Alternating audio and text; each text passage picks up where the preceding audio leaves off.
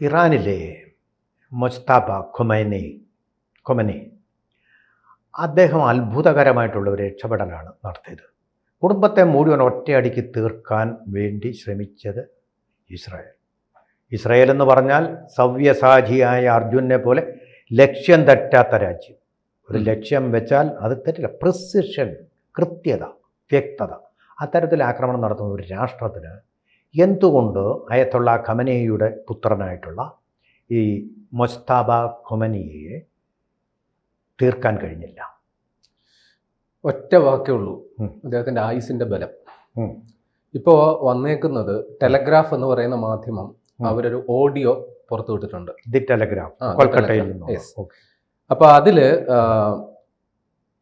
Mazhar Hosseini എന്നാണ് head of protocol, അതായത് Ayatollah Ali ഖമനേയുടെ staff മെമ്പറിൽ ഒരാൾ. അപ്പൊ അദ്ദേഹത്തിന്റെ ഒരു ഓഡിയോ സന്ദേശം പുറത്തുവിട്ടിട്ടുണ്ട്. അപ്പൊ അതില് അന്ന് നടന്ന സംഭവം കഴിഞ്ഞ ഫെബ്രുവരി 28 പ്രാദേശിക സമയം രാവിലെ ഏതാണ്ട് 9:30 ഈ സംഭവം നടക്കുന്നത്. ശരി.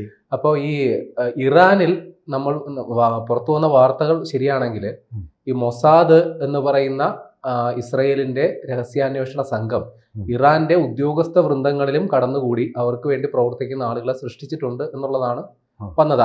ഈ ജൂണിൽ നടന്ന ആക്രമണത്തിൽ അവരുടെ ഉന്നത സൈനിക മേധാവികളടക്കം കൃത്യമായി കൊല്ലപ്പെട്ടതിന്റെ പിന്നിലും അത്തരം ചില ഇടപെടലുകളാണ്.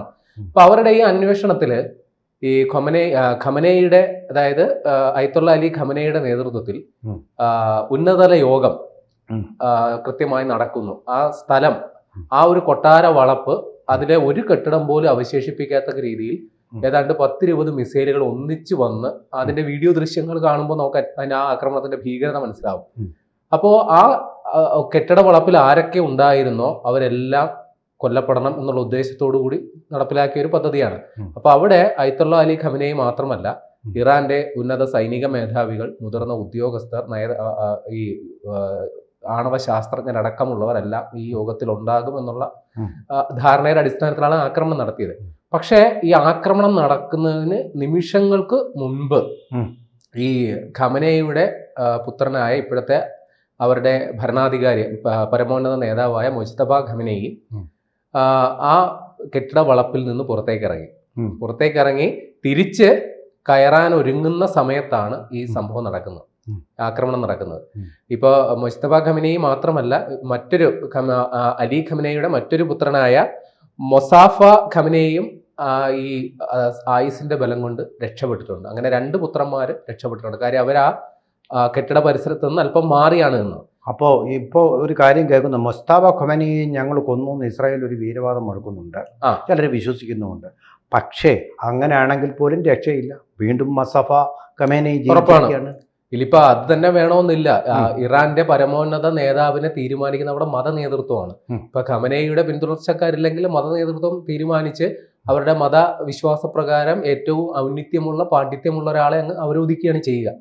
അപ്പോ ഇപ്പൊ അലി ഖമനേയിയുടെ പിന്മുറക്കാർ തന്നെ വേണമെന്നില്ല, ലക്ഷം പിന്നെ അത്രേ ഉള്ളൂ. അപ്പൊ ഇവിടെ സംഭവിച്ച ഒരു കാര്യം, ഇപ്പൊ സാറ് പറഞ്ഞതുപോലെ ആക്രമണം നടന്ന ആ സമയത്ത് തന്നെ ഇദ്ദേഹം കൊല്ലപ്പെട്ടു എന്ന തരത്തിൽ പ്രചാരണങ്ങൾ വന്നു. ഇറാനും തിരിച്ച് പറയുന്നുണ്ട് ഇസ്രായേൽ പ്രധാനമന്ത്രിയും ഇതേപോലെ കൊല്ലപ്പെട്ടിട്ടുണ്ട് എന്ന തരത്തിൽ. ഏതായാലും ക്ലാഷ്, യുദ്ധം രണ്ടുപേരുടെ നല്ല സജീവമായിട്ട് നടക്കുന്നുമുണ്ട്. പക്ഷെ വിശ്വസനീയമായ ഒരു വിവരം, ഈ ആക്രമണത്തിൽ ഈ മൊജ്തബ ഖമനേയിക്ക് ഗുരുതര പരിക്ക് പറ്റിയിട്ടുണ്ട്. അത് ഈ ഓഡിയോ സന്ദേശത്തിലും പറയുന്നുണ്ട്. അദ്ദേഹത്തിന്റെ കാലിന് പരിക്കേറ്റു, എന്നാൽ അദ്ദേഹത്തിന് ജീവഹാനി ഉണ്ടാകുന്ന തരത്തിൽ പ്രശ്നങ്ങളൊന്നും ഇല്ല. പക്ഷെ ഇപ്പോഴത്തെ ഒരു വിവരം അത് കുറെ കൂടി നിർണായകമാണ്. റഷ്യൻ പ്രസിഡന്റ് വ്ളാഡിമിർ പുടിൻ നേരത്തെ തന്നെ ഇങ്ങനൊരു സംഘർഷ സാധ്യത ഉള്ളപ്പോൾ ഇറാന്റെ പ്രസിഡന്റിനെ നേരിട്ട് പെഷസ്കിയാൻ ബന്ധപ്പെട്ട് എല്ലാവിധ പിന്തുണയും വാഗ്ദാനം ചെയ്തിരുന്നു. ഇതിന്റെ അടിസ്ഥാനത്തിൽ ഈ മൊജ്തബ ഖമനേയിയെ പ്രത്യേക വിമാനമയച്ച്, റഷ്യയുടെ അതീവ സുരക്ഷയുള്ള വിമാനമയച്ച് റഷ്യയിലേക്ക് കൊണ്ടുപോയി അദ്ദേഹത്തിന് വേണ്ട പരിചരണം കൊടുക്കുന്നു. പുതിയ വിവരം പ്രകാരം അദ്ദേഹത്തിന്റെ ഒരു കാല് നീക്കം ചെയ്തു എന്നുള്ള വിവരമാണ് വരുന്നത്. നമുക്ക് സ്ഥിരീകരിക്കാൻ പറ്റില്ല. ഇതും ചില വൃത്തങ്ങളെ ഉദ്ധരിച്ചു വരുന്ന വാർത്തകൾ മാത്രമാണ്. അതിലും വ്യക്തതയില്ല. അദ്ദേഹത്തിന്റെ ജീവനോടെ ഉണ്ടോ എന്നുള്ള കാര്യത്തിൽ പോലും ഇപ്പൊ ചർച്ചകൾ നടന്ന സ്ഥിതിക്ക് ഇതിലും നമുക്ക് ഉറപ്പിച്ചു പറയാൻ പറ്റില്ല. ഏതായാലും അദ്ദേഹം ഇപ്പോൾ റഷ്യയിലാണ് നിലവിലുള്ളത്, മോസ്കോയിൽ. പുട്ടിന്റെ സംരക്ഷണയിലാണ് ഇപ്പോഴുള്ളത് എന്ന് പറയുന്നത്. അതുകൊണ്ട് തന്നെ ഒരു കാര്യം കൂടി അതിൽ ഉറപ്പിക്കാം, ഇതിൽ റഷ്യയുടെ ഇൻവോൾവ്മെന്റും ഇപ്പോൾ വന്നിരിക്കുകയാണ്. ഇറാന് പ്രത്യക്ഷ പിന്തുണ എന്ന തരത്തിൽ റഷ്യയെ ഇടപെടും. നേരത്തെ ചൈനയുടെ പിന്തുണ പ്രത്യക്ഷത്തിൽ ഉണ്ട് എന്ന് തന്നെ നമ്മൾ കരുതുന്ന സ്ഥാനത്ത് ഇവിടെ പുടിനും കയറി ഇടപെടുന്നു. അപ്പോൾ ഒരു പരിധിക്കപ്പുറം അമേരിക്കൻ പ്രസിഡന്റ് ട്രംപിന് ഇറാനിൽ കയറി കളിക്കാൻ ഒക്കില്ല എന്നുള്ള വിവരം കൂടിയാണ് നമ്മുടെ ഈ മുജ്തബ ഖമനേയി ഇപ്പോൾ ആരുടെ കീഴിലാണ്, ആരുടെ സംരക്ഷണയിലാണ് എന്നുള്ള വാർത്തയും കൂടി ചേർത്ത് വായിക്കുമ്പോൾ നമുക്ക് പറയാൻ പറ്റുക. പാശ്ചാത്യ യുദ്ധ നിരീക്ഷകരിൽ ഏറ്റവും പ്രധാനമായ ഒരു സ്ത്രീയാണ്. അവരുടെ നിരീക്ഷണത്തിലെ പേര് ഞാൻ വിട്ടുപോയി, നമ്മൾ നേരത്തെ പറഞ്ഞിട്ടുള്ളതാണ്. ആ സ്ത്രീയുടെ നിരീക്ഷണത്തിൽ ഇപ്പോൾ America and Israel are getting A taste of their own medicine എന്ന് പറഞ്ഞാൽ, പണ്ട് ഉക്രൈന് ഇതുപോലെ ഉള്ള സഹായങ്ങൾ, ഇൻ്റലിജൻസ് ഷെയറിങ്, അതുപോലെ മിസൈൽ, ഡ്രോൺസ്, ഇതൊക്കെ സഹായം ചെയ്തിരുന്നവർ റഷ്യയെ തോൽപ്പിക്കാനും നശിപ്പിക്കാനും. അതുപോലെ ഇപ്പോൾ ഇറാനെ റഷ്യ മാത്രമല്ല ചൈനയും സഹായിക്കുന്നുണ്ടെന്നാണ്. ഒന്നാമത് ഇൻ്റലിജൻസ് ഷെയറിങ്, അത് ആരും അറിയാതെ നടത്താൻ പറ്റുമോ, അത് നടക്കുന്നുണ്ട്, ഒന്നാമത്തെ കാര്യം. രണ്ടാമത്തെ കാര്യം, ഏറ്റവും ഒടുവിൽ നമ്മൾ കേട്ട ഒരു കാര്യം എന്ന് പറഞ്ഞാൽ, നമ്മുടെ ഈ ഓപ്പറേഷൻ സിന്ദൂർ ഉണ്ടല്ലോ, അതിൽ ഉപയോഗിച്ചിരുന്ന നമ്മുടെ എയർ ഡിഫൻസ് സിസ്റ്റം, കുറ്റമറ്റ പ്രതിരോധിക്കാൻ കഴിയാത്ത എയർ ഡിഫൻസ് സിസ്റ്റം S-400, അത് റഷ്യ കപ്പലിൽ ഇറാനിലേക്ക് അയച്ചു. കപ്പലിലല്ലാതെ കൊണ്ടുവരാൻ പറ്റില്ല, അത് അയച്ചിട്ടുണ്ട്.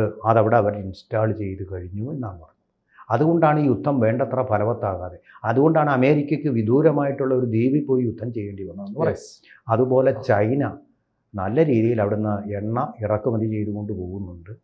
പകരം ഇങ്ങോട്ട് വരുന്ന കപ്പലിൽ ആയുധങ്ങൾ. അല്ല, ഈ യുദ്ധം തുടങ്ങിയ ആ സമയത്ത്, യുദ്ധം തുടങ്ങുന്നതിന് തൊട്ട് മുമ്പ്, ഇപ്പൊ ഫെബ്രുവരിയിലാണല്ലോ യുദ്ധം തുടങ്ങുന്നത്, ജനുവരിയിൽ വന്നൊരു വാർത്ത ഞെട്ടിക്കുന്നതാണ്. ഏതാണ്ട് 48 മണിക്കൂർ കൊണ്ട് ചൈനയുടെ 16 ചരക്ക് വിമാനങ്ങൾ, അതായത് ചൈനയുടെ സൈന്യത്തിന്റെ 16 ചരക്ക് വിമാനങ്ങളാണ് 48 മണിക്കൂർ കൊണ്ട് ഇറാനിൽ ലാൻഡ് ചെയ്തത്.